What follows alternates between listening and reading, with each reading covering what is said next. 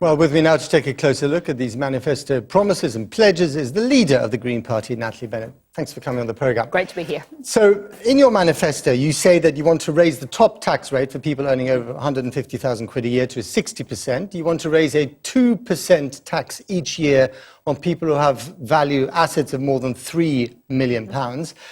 As someone tweeted in reaction to your manifesto, for a party that loves recycling, you're recycling the Labour manifesto of 1983, and we know how that ended.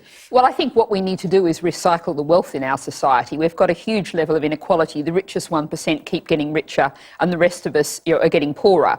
And organisations like the IMF and the World Bank say this is a real threat to our economic security. We need to rebalance our society. You know, at the other end, we're talking about making the minimum wage a living wage, raising that to £10 an hour by 2020. We're talking about making sure that the NHS is properly funded, that we have free social care for the over 65s. But we're ensuring that the like vulnerable people are having their needs met in society, which they're not at the moment. But organisations like the IFS and HMRC are saying that that increase in taxation for the richest is not going to result in more revenue. There's no evidence for that.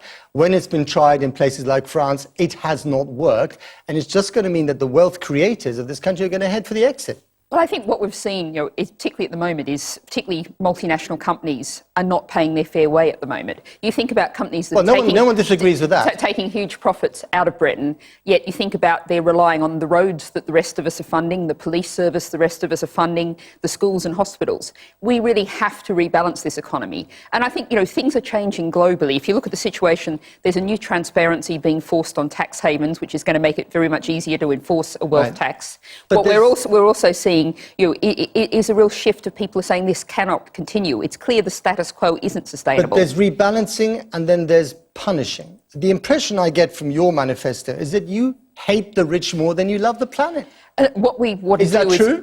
No, absolutely not. Do you hate the rich? No. Sounds like it. I'm sure many viewers of this program will know an excellent book called The Spirit Level.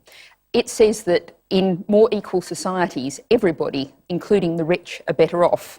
So what we need is a society with the public services we need, a humane, decent, fair society where we've got free provision of early years education from age 1 upwards, where we have we're really dealing with the problems of our society, and everybody, rich and poor alike, will be better off. So you have one MP, you might get 2 MPs in the next parliament. The Greens in Germany have 63 members of the Bundestag.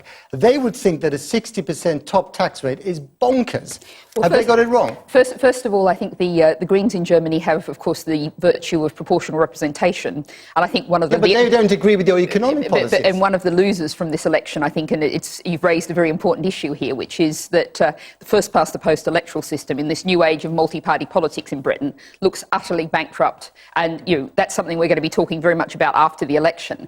But our politics is not exactly the same politics as the German Greens. The Green Party in Germany has been a very successful coalition partner with the Christian Democrats, with their Conservatives and the Social Democrats for years. They're in power. They're running stuff.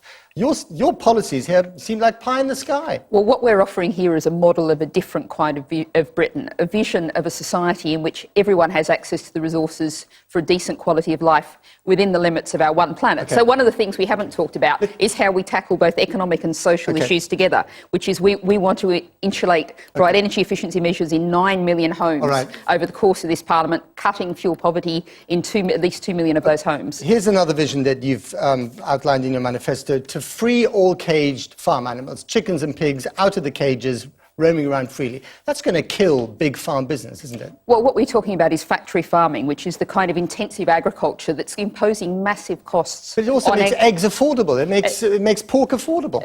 These are imposing massive externalised costs that we're all bearing. We've had a lot, this government, indeed David Cameron, has rightly been identifying the problem of antibiotic resistance and the threat that presents to human health. Factory farming relies on the routine use of antibiotics. That's something that can't continue. We see particularly around Europe, real issues in terms of nitrogen pollution going into our rivers and seas. Those costs we're all bearing. We cannot continue to bear those costs.